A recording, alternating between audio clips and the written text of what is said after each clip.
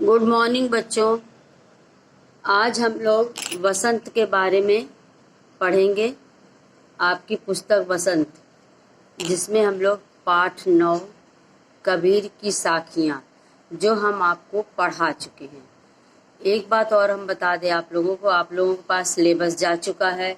Syllabus में आपको पाठ 5 से लेकर के 9 तक का पीरियोडिक का सिलेबस बताया गया है, लेकिन आपके एग्ज़ाम में पाठ 1 से 9 तक का ही पूरा आना है बेटा। तो इसको आप अच्छी तरह से समझ लीजिए कि पाठ 1 से 9 तक ही आपको पढ़ना है। तो पाठ 9 कबीर की साखियाँ, ये हम लोगों ने पढ़ा था। हमने आपको पूरी कविता का अर्थ पढ़ाया था और उस कविता का भावार्थ भी हमने आपको भेज दिया था। अब आप लोग इस पाठ का शब्दार्थ और इसका भावार्थ जो है वो अपनी कॉपी में कर लीजिएगा। आज हम लोग आपको पाठ 9 कबीर की साखियों के प्रश्न उत्तर के बारे में हम आपसे चर्चा करेंगे। हमारा प्रश्न उत्तर क्या है? आपका पहला प्रश्न है, तलवार का महत्व होता है म्यान का नहीं। उक्त उदाहरण से कबीर क्या कहना चाहते हैं स्पष्ट कीजिए। यानी जो इस पुस्तक की आपकी पहली कविता है उसके पहला जो आपका प्रश्न है उसका उत्तर है कि तलवार का महत्व होता है म्यान का नहीं। उक्त उदाहरण में कबीरदास जी कहना चाहते कि जिस तरह तलवार का महत्व होता है म्यान का नहीं होता है, उसी तरह हमें सिर्फ उन्हीं चीज़ों पर ध्यान देना चाहिए जो हमारे लिए लाभदायक होता है और व्यर्थ की चीज़ों पर हमको ध्यान नहीं देना चाहिए, क्योंकि व्यर्थ की चीज़ें जो हमारे काम की नहीं होती है उस पे हमें चर्चा नहीं करनी चाहिए। ऐसा हमको इस कविता के माध्यम से बताया गया है।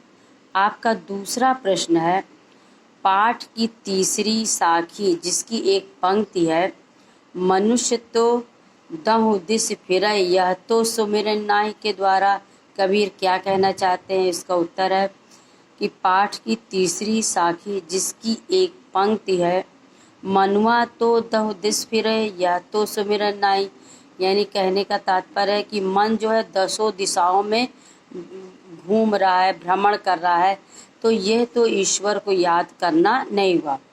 के द्वारा कवि कहता है कि जो लोग हाथ में सिर्फ माला फेरते हैं, ईश्वर का जप करते हैं, परंतु उन लोगों का मन जो है एक जगह एकाग्र नहीं होता है।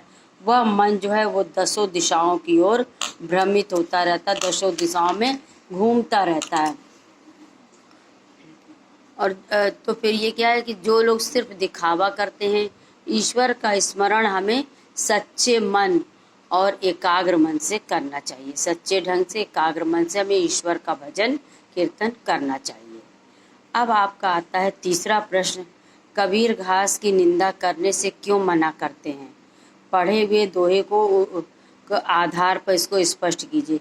तो वो इसलिए इस घास की निंदा कहते हैं, इसलिए मना करते हैं क्योंकि घास अगर हवा का सहारा ले करके हमारी आँखों में चला जाएगा तो एक भी तिनका, आँख तो ऐसी चीज़ है जिसमें एक भी तिनका कोई चीज़ भी अगर आँख में पड़ जाता है तो हमें बहुत ही कष्ट देता है। तो वो कह रहे हैं कि इस तरह से हमें किसी भी व्यक्ति, कमज़ोर व्यक्ति की भी निंदा नहीं करनी चाहिए, क्योंकि उससे क्या है, अगर कभी हमें भविष्य में उससे हमारे संबंध हुए तो वो हमें कष्ट देगा, क्योंकि उसको हमने कमज़ोर और उसको बेकार समझा था। इसलिए कभी भी किसी को भी व्यर्थ न समझो, किसी की भी निंदा न करो। हर एक व्यक्ति का अपना महत्व होता है। अब आपका आखिरी प्रश्न है, मनुष्य के व्यवहार से ही दूसरों को विरोधी लेने वाले दोष होते हैं। यह भावार्थ किस दोहे में व्यक्त किया गया है?